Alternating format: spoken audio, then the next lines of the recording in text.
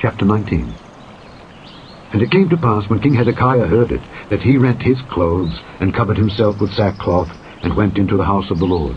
And he sent Eliakim, which was over the household, and Shebna the scribe, and the elders of the priests, covered with sackcloth, to Isaiah the prophet, the son of Amoz. And they said unto him, Thus saith Hezekiah, This day is a day of trouble, and of rebuke, and blasphemy. For the children are come to the birth, and there is not strength to bring forth. It may be the Lord thy God will hear all the words of Rabshakeh, whom the king of Assyria his master hath sent to reproach the living God, and will reprove the words which the Lord thy God hath heard. Wherefore lift up thy prayer for the remnant that are left. So the servants of King Hezekiah came to Isaiah, and Isaiah said unto them, Thus shall ye say to your master, Thus saith the Lord, Be not afraid of the words which thou hast heard, with which the servants of the king of Assyria have blasphemed me. Behold, I will send a blast upon him, and he shall hear a rumor, and shall return to his own land. And I will cause him to fall by the sword in his own land. So Rabshakeh returned, and found the king of Assyria warring against Libnah, for he had heard that he was departed from Lachish.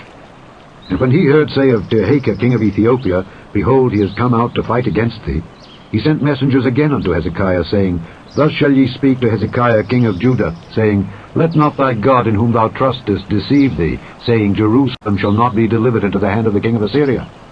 Behold, thou hast heard what the kings of Assyria have done to all lands, by destroying them utterly.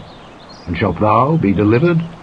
Have the gods of the nations delivered them which my fathers have destroyed, as Gozan and Haran and Rezeph and the children of Eden, which were in Thelasar?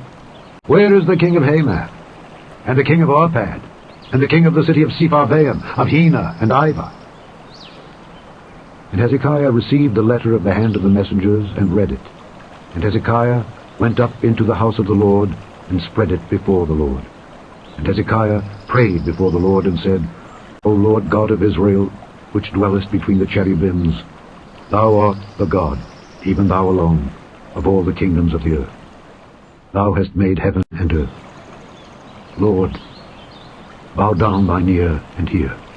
Open, Lord, thine eyes and see, and hear the words of Sennacherib, which hath sent him to reproach the living God. Of a truth, Lord, the kings of Assyria have destroyed the nations and their lands, and have cast their gods into the fire. For they were no gods, but the work of men's hands, wood and stone. Therefore they have destroyed them. Now therefore, O Lord our God, I beseech thee, save thou us out of his hand, that all the kingdoms of the earth may know that thou art the Lord God, even thou only.